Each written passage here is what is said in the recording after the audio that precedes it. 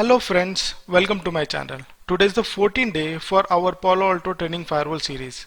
In this video, we are going to talk about the virtual router, which is a logical router present in Palo Alto Firewall. So we'll try and understand what exactly it is, what are the service route, what are the things that you can do with static route, what is path monitoring in static routes, and also what are the limitations we have in routing protocol and how we can enable the routing protocol. All these concepts and lab we are going to cover in this video. So I'll request you to please watch this video till the end so that you can understand the concept as well as the configuration of all the points what I have discussed now. And I'll request you to please subscribe my channel and hit the bell icon so that whenever I upload any video, you'll get notified. So without any further delay, let's get started.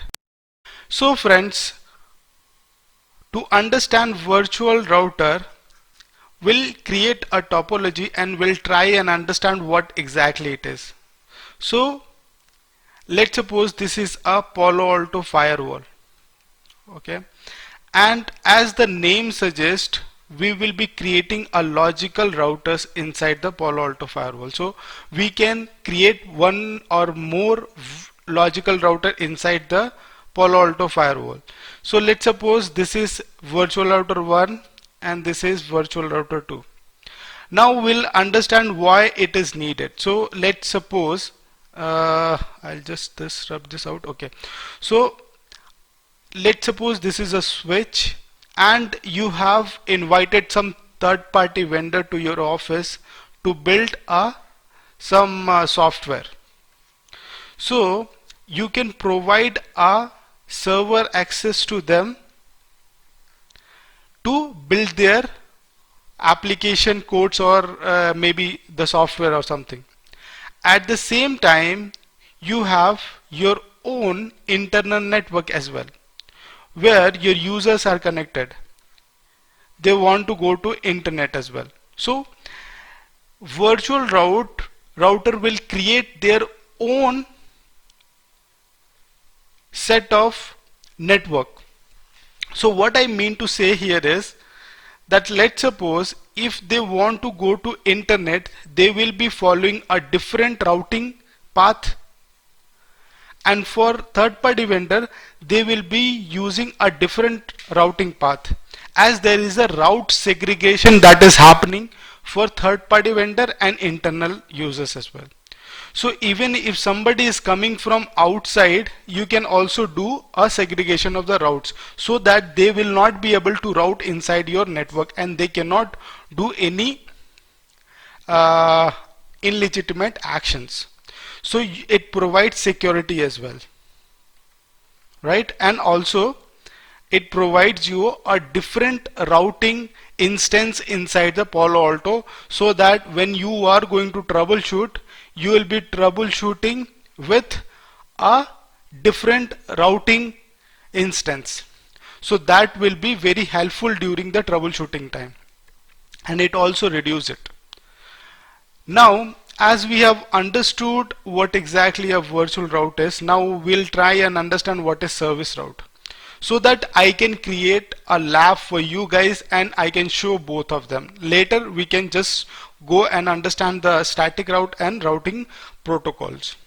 Okay, now the service routes is, let's suppose this is your Palo Alto, and this is more important than the virtual router. Service route, lot of candidate I have saw that they are not using the service route properly. They don't know what exactly a service route is. So I'll suggest you to please watch this video till then so that you can understand.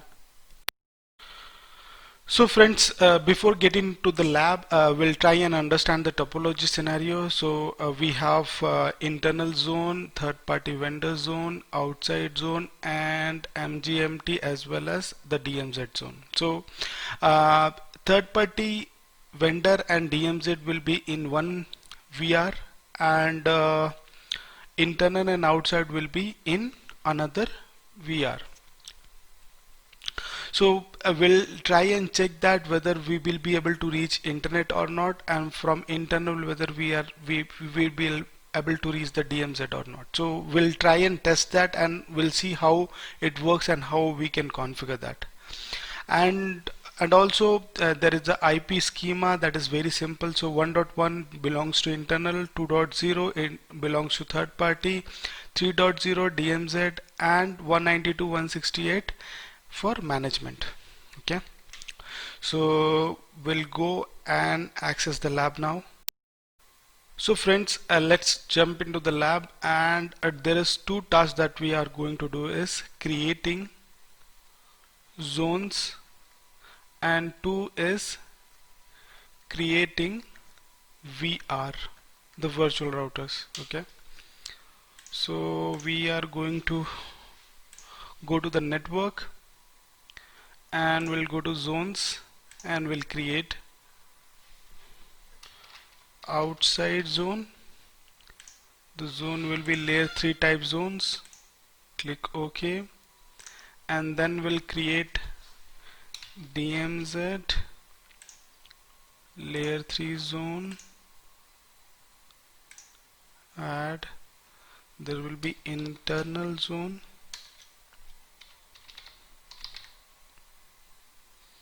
that is also a layer 3 zone, and the last is third party vendor. So this will be also a layer 3 zone. Now we'll go and create virtual routers.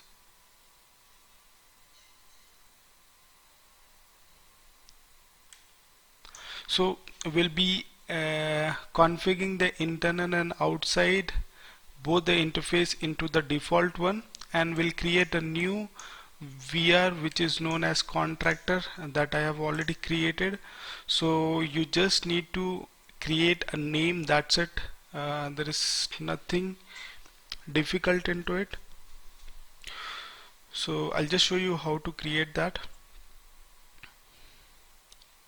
So what we have to do is we'll just add it over here.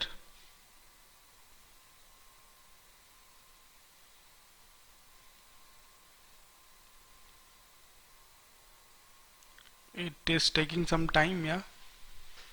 So we just need to write a name. So I have just mentioned as a contractor. So that's all that we have to do. Now we will go and configure all the interfaces. So one by one, Ethernet 1 by 1 will be connected to outside, and the type will be layer 3, so we'll just mention as layer 3, and he will be in the default one, and the zone will be outside zone, and IP, as we are expecting a DHCP client, so there will be negotiation, DHCP negotiation between the interface and the VNet 8, what I have explained in the last video. Couple of videos I have explained so many times. So we'll go to 1 by 2, which is connected to internal, and the VR will be default for it as well. So it will be part of layer 3,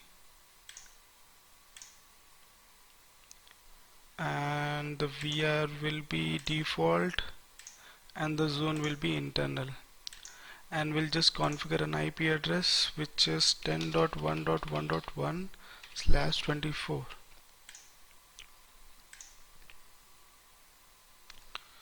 Now we'll go to 1/3.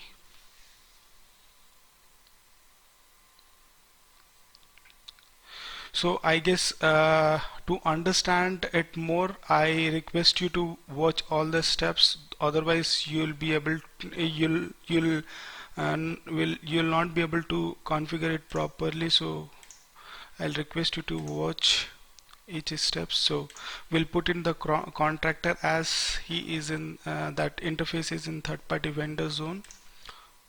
So third-party vendor zone, and the IP address that we are going to put as 10.1.2.1/24.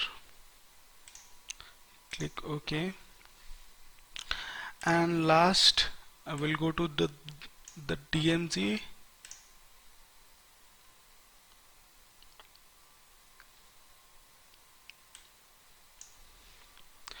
The interface will be layer 3 and the VR will be contractors and the zone will be DMZ. So what we have configured, the third step that we have configured is configure interface. Okay, now we'll do a commit.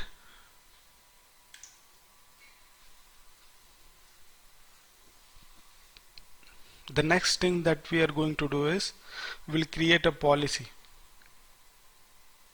and we'll create a NAT for the user which is connected to internal. They will be able to use the internet, and we'll try creating a rule which is from internal to DMZ. So let it finish. I'll just explain you guys.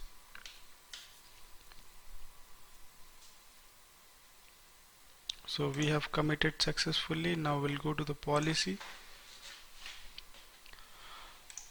So now we'll create a rule which is inside to outside. The source zone will be internal and the destination zone will be outside. Action will be allowed. Click OK, and we'll create one more rule which is from vendor to DMZ. The source will be third party vendor, destination will be DMZ, and action will be allowed. Now we'll create a NAT. Okay, so this is for in to out,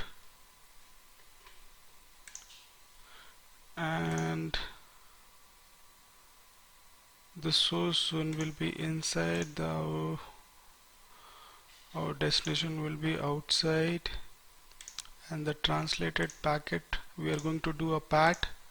So interface address 1 by 1. Okay, and we'll click OK. Now we'll do a commit. So what we have done, so we have the fourth number is we have created a rule. So created a rule from inside to outside and vendor to DMZ, right? And after that we have created the fifth is we have created a NAT rule as well. So we'll try and test the configuration, like the rule, whether it is working properly or not. So first of all we'll go to this PC and we'll try and access the web. So we'll just see that whether the gateway is properly configured or not.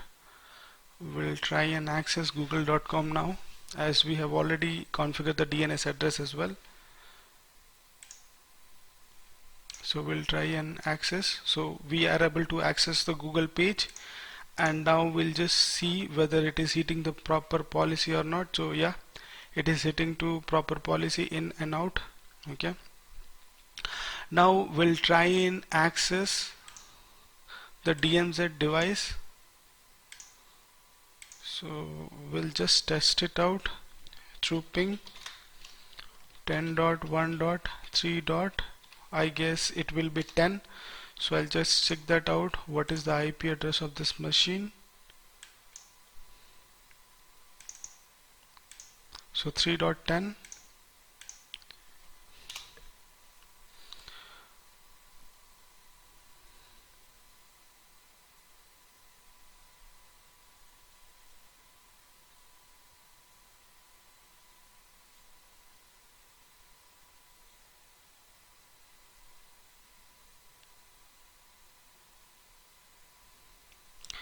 So we are not able to ping the device. I'll just check the configuration of this machine. 10.21. Okay, I'll just check that. 1.2. Okay, so I have not configured the IP address on this. That is the reason it is not communicating. So I must configure the IP address, then only it should work. So I miss it to configure the IP address. /24. Click OK. Do a commit.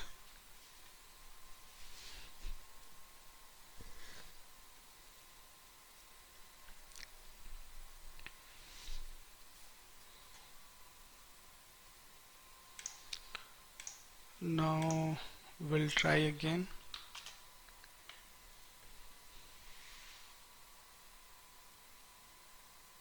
Now we can see the ping is coming, so we are reachable to the to DMZ server. Now we'll try and create a new policy and test it out whether we are able to reach to DMZ from inside. So we'll create a policy, not the NAT policy, the security policy.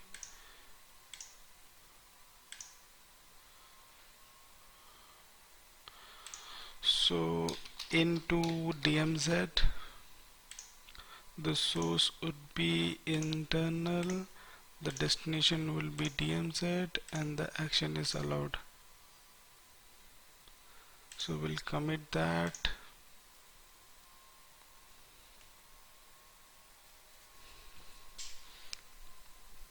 As we have already seen that the DMZ device is responding the ping response, so we can expect that it should also reply to this machine as well. So we'll try and ping 10.1.3.10. So we'll just try and check that whether he is able to reach or not. So the first packet, due to it can time out, but we can see the second timeout, we can see the third timeout,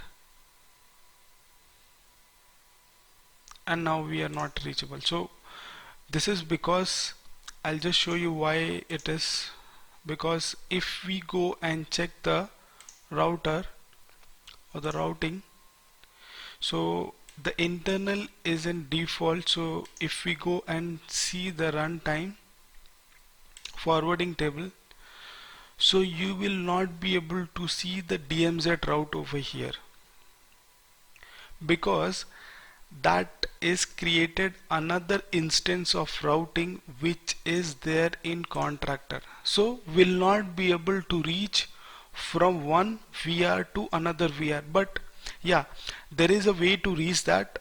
I am not going to explain it right now in this video. Yeah, we will be able to reach, there is no problem. But yeah, for this scenario will not be able to reach. So this is how our VR is working. Now we don't have any routes for internal. We have for 2 and 3.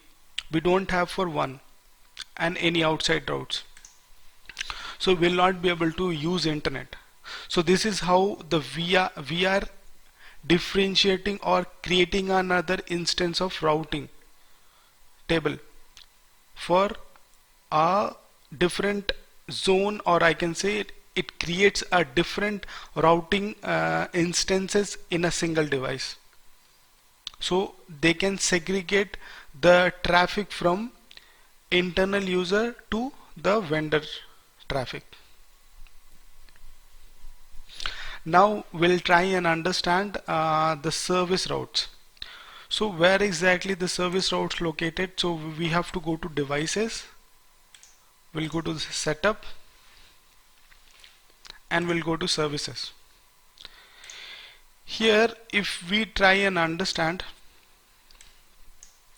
see the device has also do some of the things and generates a traffic. What I mean to say here is that, I'll just rub this out.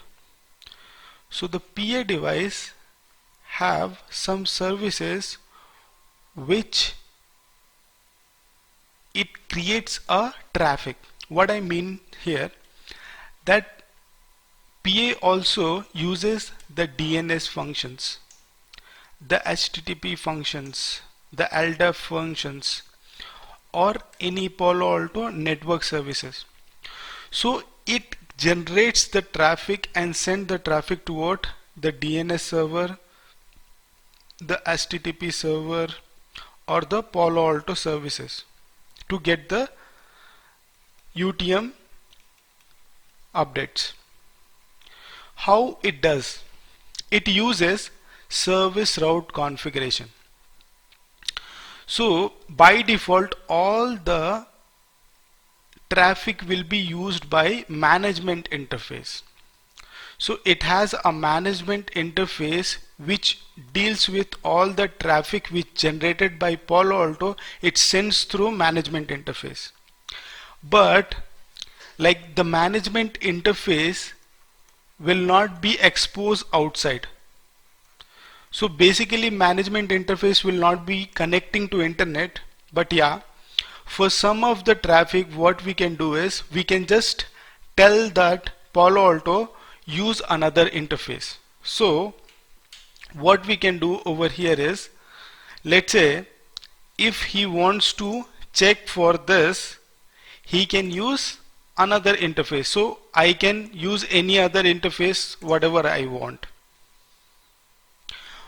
So in this case, the routes which has been using for this service, he will be using this interface to reach to Palo Alto network services. He'll not be using management.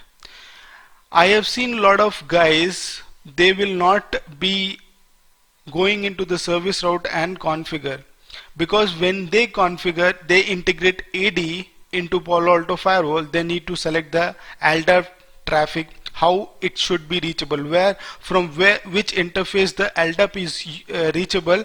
They'll not look into it. They'll say that LDAP is not reachable. So you have to go to service route. You have to check from which interface the LDAP is reachable. So you have to look into this. So this is very important to know, to troubleshoot the issue or to configure a new technology into Palo Alto firewall. As this video is going long, so I am not going to cover the other thing which I told the static with the path monitoring and the routing protocol. So I'm going to end this video now, and this is what I wanted to tell in this video. If you like this video, please give it a thumbs up, and if you are new to my channel, please subscribe and hit the bell icon so that you never miss a video. Thank you so much for watching, and please share this video to your friends and colleagues.